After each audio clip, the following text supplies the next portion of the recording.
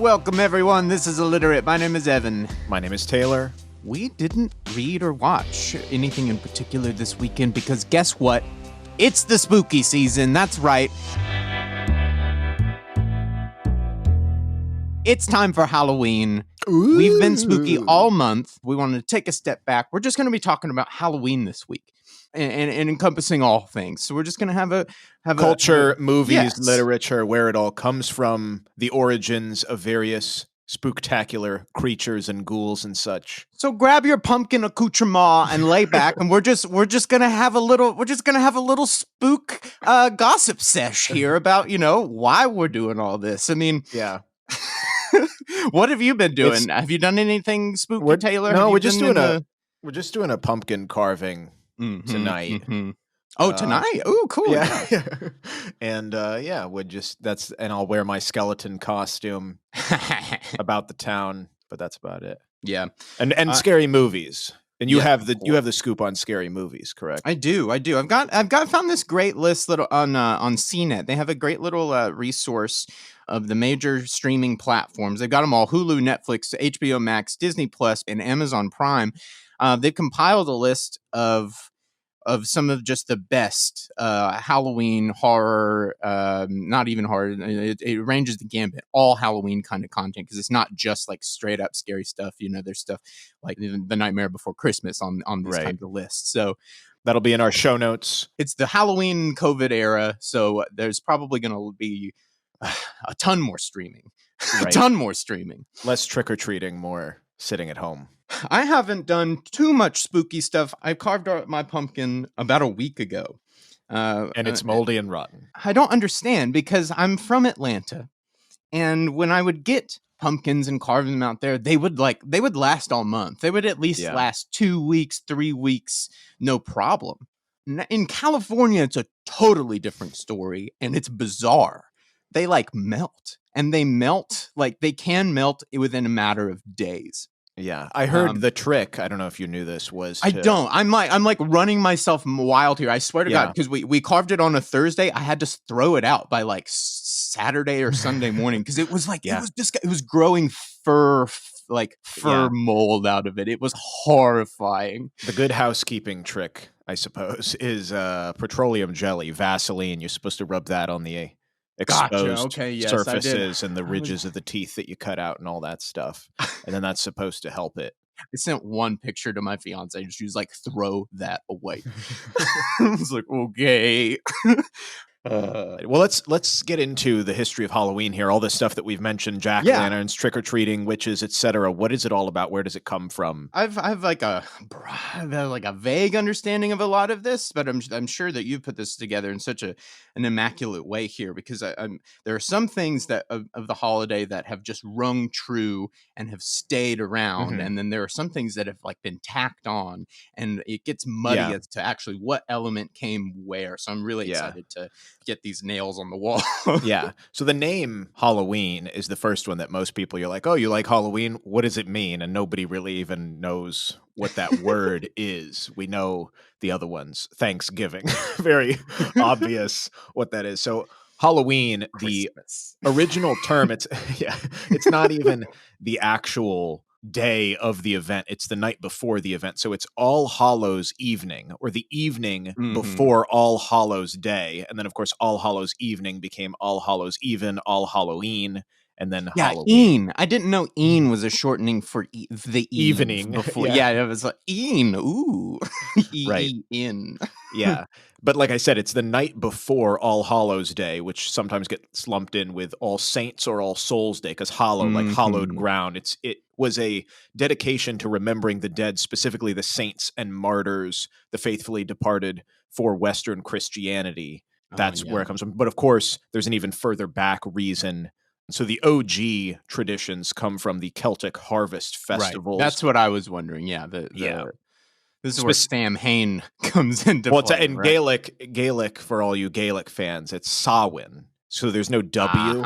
And so the MH kind of is a confusing way, but if you want to be perfectly Gaelic, then you would say Samhain is what it is. But yeah, you're right. It looks like Sam Hain. It's funny. They bring that back, just going back into cinema real quick. Yeah. They never intended to make a sequel to the original Halloween. Mm-hmm. And so, lo and behold, it was a huge success. They quickly get forced to kind of like come up with a sequel. And so, naturally, John Carpenter, he didn't direct this one, but he still wrote it. And I think naturally going into, okay, got to find out some more story here, because the original story is just a guy that just picked Right. some girls that he saw on the street. You got to make some more story for 90 more minutes out of this thing. So it naturally goes into the backstory of Halloween, and they kind of start to go down this path, and it dooms the entire franchise. So like go down this like cult worship, Celtic ritual thing, but it goes in that Michael Right. is somehow compelled by. Then they say in the film, I think that's why I say it, is because Sam Loomis, they said it his wrong. character's walking around, he's been compelled by Sam Hain. So that becomes like a big thing in the second one. They uncover that he might be like, like walking through like some sleepwalking like old ritual from the Celtic culture, and that's what's going on actually inside Michael's. There's no other story there, so they have to like start explaining the monster, and it's just like the wrong thing to do. But yeah, so that's where that word is. Yeah. And Samhain is the old Gaelic word, and that actually means summer's end in the old Gaelic. Right. So the way where that fits is it's the halfway point between the equinox and the solstice. So the equinox is in September, and then the solstice is in December, which is because back least amount. At this, they kind of split their year into two phases. There was the light and the dark, correct? Yeah. So this marks the transition between the two. Right. So I thought when I heard it put that way, I was really kind of like, that really puts the nail on the head of exactly what the celebration really. If you put this, if you really boil it down, it's like, okay, there's the lighter seasons, the spring, the summer, and it falls into the dark, and winter fall away, and it's the end of the harvest. Exactly. And so it's like you said, it's the darker half of the year starts on November 1st. All things spooky, starting on the sunset of the previous night, which is October 31st. So this is also in Celtic beliefs, the boundary between the other world, which is the realm of gods and the dead. There's the space between that is thinned on the transition from the night of the lighter season to the darker season. So this is where the spirits and fairies are active. The souls of the dead also come back home, and you need to leave out offerings for them. This idea that souls return home one night of the year is in a lot of cultures. Really? Yeah. So that also is where is a lot of cultures like around this time, these days, or in a lot of cultures in different types of holidays, and those just a lot of cultures in different ways. Generally speaking, that idea carries over. But what is Celtic about this holiday that has then been adopted into modern Halloween is the games and rituals that revolve around death, because it's all like a celebration or playing around with that concept, and as well future divination, what is going to happen after, not just death, but in our lives. Yes. So one of them is apple bobbing, is where we get that. Put a big, so that was kind of like throwing flowers at a wedding to see who would get married next. And if you were able to whoever was able to bite down the apple first, that was kind of like a prophecy of that's who would get married next. Interesting. But there was all kinds of stuff like that in terms of bonfires and roasting hazelnuts.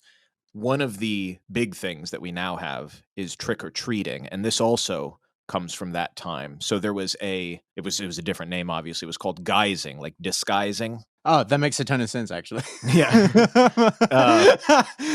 And that was the term used. And so that going house to house, reciting songs in exchange for food, because they were impersonating the souls of the dead, like the souls that were coming back and receiving offerings. So you would dress up. And a lot of times it would be disguises. On this note, since I've already brought up Halloween, and they're making more Halloweens. Right. The original Halloween opens on black with children chanting some perhaps Gaelic Halloween song. I don't know where it's from. I don't know where it's sourced from. I've never heard it in another piece of media, and they've never used it again in the franchise. But what you're talking about right there is like seasoned over the titles of the original Halloween, and I think it's really interesting that element has never been re-explored.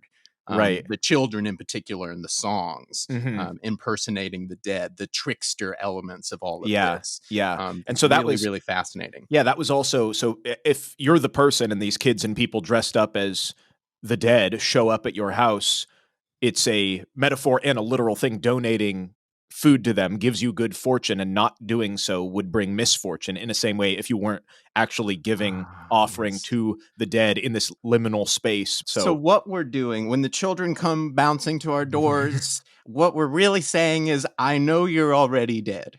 And here are some offerings to please give leave me me good in fortune. peace. Yeah. Yes. Bye bye. No, that's funny. I make that joke because and again on the spooky note, and something that I've totally binged watched since it's been released this month, but the second season of the new Unsolved Mysteries reboot Mhm. on Netflix. They had an episode there about the tsunamis, and there was one story. They were covering this phenomena that after the horrible tsunamis, that there was this huge uptick in ghost activity. Mm, All of these unexplained sightings and happenstances with people, and there was just this one where they walked through it. This woman was like very aware that three people she was encountering that looked stranded were gone. They were right, ghosts, that they were ghosts from the tsunami. And she like told them, she's like, you have passed on.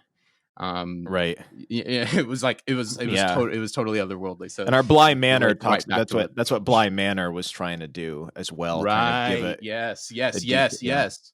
I just as a literature reference, the oldest evidence of ghosts comes from a written work. The Egyptian Book of the Dead is not a actual book, but it was not a single text. Collections that are put Oh, in burial chambers in ancient Egypt that have magical spells to assist ghosts oh on the wow. journey, like you're saying, of like, hey, this is how you transfer Yeah. to becoming a deity or what you should do. It was texts left in ancient Egyptian burial sites. That's crazy. I didn't know if it was actually a real text, and I didn't Mhm. know, that's even more fascinating, that it's not one. None of It's them not are the one same, source. too. Each Yeah. one is different instructions for the dead as to what to do, Wow. various spells. But back to the Celtic stuff, the Right. trick or treating. So you had brought up, yes, there's sort of a trickster element to it that came from, oh, the youths dressed up as the dead would Right. also go house to house and threaten mischief if they were unwelcome. Hitting the Right. trick or treat or you'll get a trick, a mischief from How me. how much are you willing to risk that I'm a ghost? Right. Or I will foretell your doom by egging your house. And toilet paper your trees. Right. The pranks as well, obviously, come from wearing costumes that are imitating the spirits. One of the pranks, they used hollow turnips that they would carve with grotesque faces and use them as lanterns, which represented warding Turnips off the evil person. spirits, Uh-huh. but leave them in cemeteries and stuff. That spreads to parts of England, and that becomes the jack-o'-lantern in the Wow. form of a pumpkin. There's no Yeah. pumpkins there, so they use turnips. Turnips first. I Yeah. heard gourds, Mhm. gourds at the same time. And then Yeah. I wonder when the pumpkin became popularized, So the because pumpkin was only popularized when Halloween started moving into North America okay, because it's native, softer, and larger, and it's more associated with North yeah, America's harvest time. right.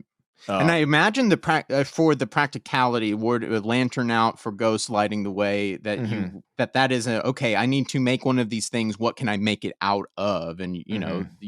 there probably were several different types of things that you could make that out of at Yeah. the time.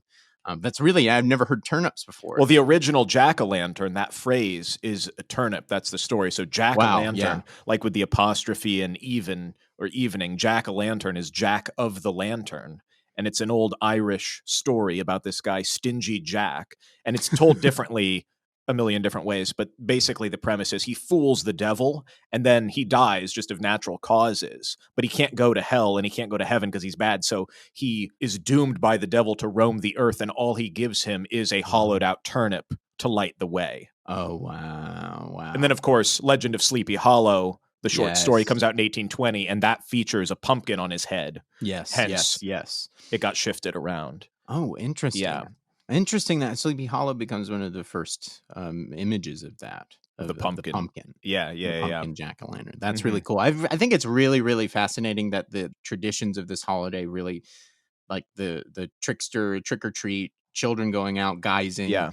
and the gourds, these types of big iconography of this holiday have really stayed true. The holiday has expanded. It's all month long now. It's got huge money into it's like it's a crazy economy.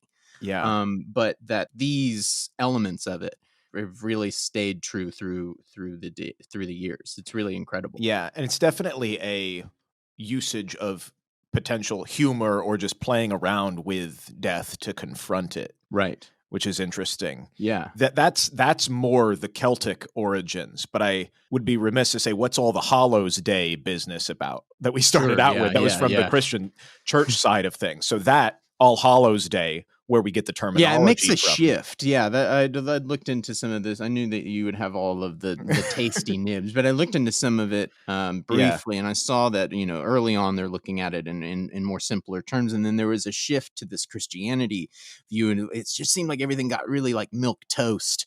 Uh, Well, real quick, and then like the trickster part of it stayed to like keep antagonizing the original ideals of what was really going on. So I thought that was like an interesting thread that I had picked up on. I don't know yeah, it's how. definitely more the design and the purpose behind it is different. Like we said, it's honoring the deceased saints and martyrs of Christianity, Yeah, not just your neighbor who's dead yeah, or yeah. or somebody who potentially is bad who's dead. So the All Hallows Day is November 1st. It was usually upheld in the springtime to honor the saints and martyrs, similar to Easter.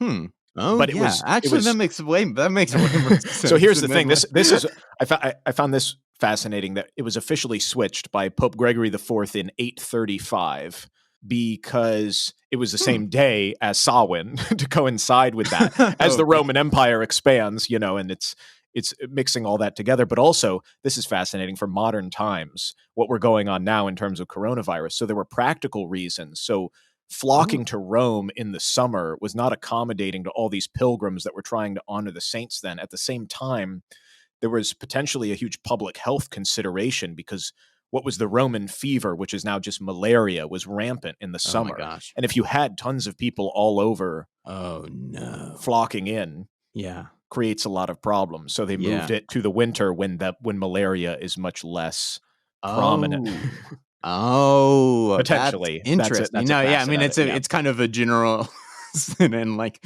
not a guarantee of anything, but A I see cause or that makes effect, who sense. knows? I But mean, it both yeah, for factored sure. in. Yeah. Yeah.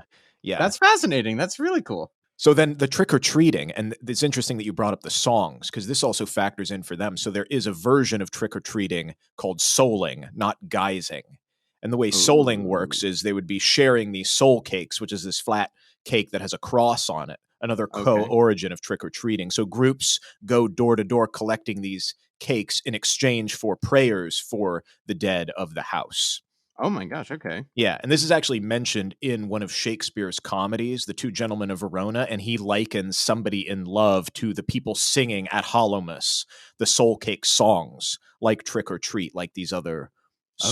songs. I've been looking up here in the background and trying to find the source for the original poem in the 1978 Halloween that the kids sing as the Yeah, credits open, and there is no source for it. A lot of people are saying it's just made up for the movie, but there's no like direct source saying there's right. no like there's it's like totally untold, but it's absolutely playing on this idea.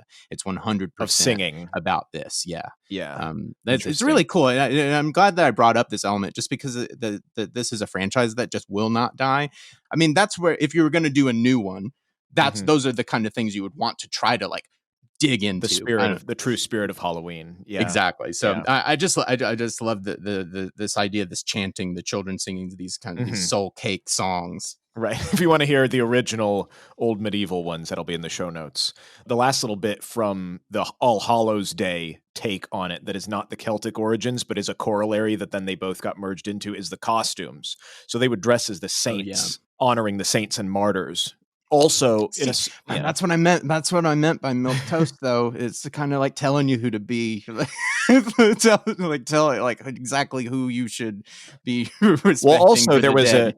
it got changed around, but in terms of purgatory and whatnot, All Hallows Eve also had that liminal space for early Western Christianity, where there might be one last chance for the dead to gain vengeance before moving on. And so in order to avoid being recognized, people would disguise themselves as well. So it was a combination of that. Gotcha. Cool. With dressing up as the saints and honoring those. And then, like you said, in terms of the pumpkins, just Halloween in general was not that big in America. In the almanacs of the 18th and early 19th century, there isn't really a reference to it being celebrated. It wasn't until Scottish and Irish immigration in the late 19th century did it become a major holiday. Really? And assimilated into America. And then, of course, America created haunted houses and the commercialism. Yeah, like I said, it is about a whole economy now. It really is. It's a whole month-long thing. You have whole businesses that are propped up on like existing around this month.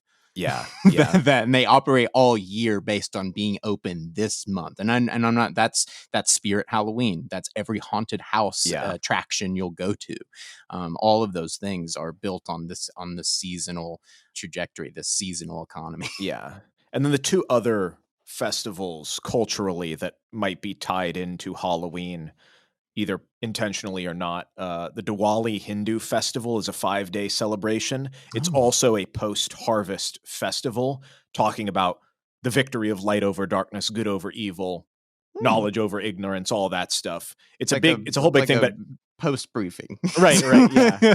Sometimes it lines up with Halloween. And so but to my knowledge, I mean, there's a ton of different celebrations and different things associated with each day, but it's not nearly as intertwined as some people might make it out to be. And then the Day of the Dead in Mexico, Dia de los Muertos, is associated with the All Saints, All Souls Day of the Catholic Church, but also got intermixed with pre-Hispanic indigenous Aztec roots. And now it's kind of been a merging of those two. And that also takes place because of the All Souls Day on November 1st. Right. So we've talked about how so many elements of what we know as Halloween having survived this long. Some of my favorite Halloween characters. There's some of the iconography that's just never going to be divorced from this holiday. My gears have been turning as we've been talking. I'm just wondering what precedent there is for some of those big looming characters that like has mummies, nothing to do with Dracula, Frankenstein, the Wolfman, if I say Monster Mash, what do you think? All those characters. How do they come in? Is there any precedent for any of these things existing throughout the ages? So I have some big ones that you mentioned. Vampires have been around forever. But vampires?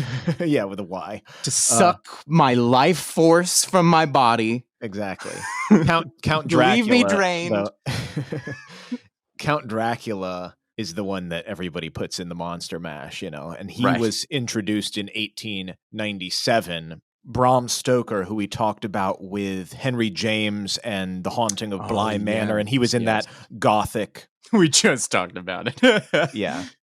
He was in that gothic time frame. Yes. The term Dracula he stole from Vlad the Impaler, and his real name is Vlad Dracula, which in Romanian, Dracula means dragon. Oh, wow. So that's really scary. What Dracula is. Oh, wow. That's terrifying. But that's where there's a literary basis for that. Zombies. Right. That's huge. The last decade for zombies has been huge. The word itself comes from the voodoo religion of Haiti. The earliest version of it, literarily, is the ghoul, Ghul, which robs graves and eats corpses. And that was from a translation of the Arabian Nights. And then ghosts, like we said, Egyptian Book of the Dead. Mummies, obviously, people are mummified all over the world. But the actual scary mummy also comes from Bram Stoker. Oh, wow. Yeah. He wrote a novel in 1904 called The Jewel of the Seven Stars, and it's this archaeologist that gets haunted. And Boris Karloff brought that to the screen with the Universal monsters because they had such a success with Frankenstein. I mean, it's pretty incredible. The images that they created for those adaptations now are they will just live in the zeitgeist of this holiday until the end of time. Yeah. Speaking of the way things look, there's a million things we could talk about with witches, but I just thought some of their looks, why do we see it that way? So the cone-shaped hat, a lot of people wore pointy hats, but it was associated with witches specifically. There were these women that they called alewives who brewed beer, but that was kind of associated with herbalists, magic, Oh yes, in the okay. 1700s. So That's they starting to also make sense wore, with the characteristics of a yeah. classic, you know. Well, just basically any woman that's going against cultural norms, whatever she was doing, that became witch-like. I had watched this small, I think it was a BuzzFeed history of witches. This idea had never really occurred to me before, is that you would have these horrific men wandering throughout the country, forcing people to forcing people, and it was like a profession. Yeah. They're witch hunters. If you did a horror movie in a witch connotation, in a witch setting, a colonial setting, but you actually turn the table and that the monster is absolutely not this creature they've created in their mind. It's the man walking around forcing these girls to admit to things that just could not be true. Well, like I said, a And lot of doing the it stuff, hundreds of times over. That's a super yeah. villain. It I don't know. yeah. That's just something that stumbled over here in the last few days that had never occurred to me before. It was A lot of absolutely yeah. horrifying. A lot of the stuff that they had less to do with magic and the occult and things, and was just misconstrued and thought of in a different way. So like the pointy shoes as well Mm. was super popular with everybody, but then the church associated with them with sin because they have a very suggestive shape and were used by people to solicit carnal acts, and also prevented people from kneeling while praying. They were actually dubbed Satan's claws. Oh my gosh. They're designed so you can't pray. Look at them. Exactly.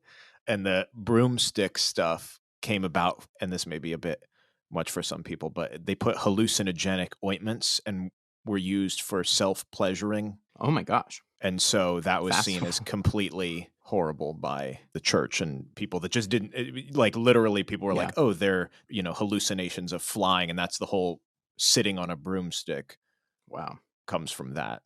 But the actual imagery of witches comes from the Wizard of Oz book in 1900. So 1900 is when it all kind of emerges as The Green Witch and the one big nose character. and the Yes, and the yes, Wharton. yes. Yeah, yeah, That's all that interesting. Yeah, stuff. I was And then the watching that film, of again. course. I But was yeah. watching that BuzzFeed thing, and they were talking about different cases of witches, and one would have like, oh, she had the nose, she had this other characteristic that we know classically as a witch, and it's all through time. There was not that many of them, but after you get, through hundreds of years, you Right. get to 1900, and then boom, she emerges, the witch, the Wizard of Oz witch, all with all of her elements.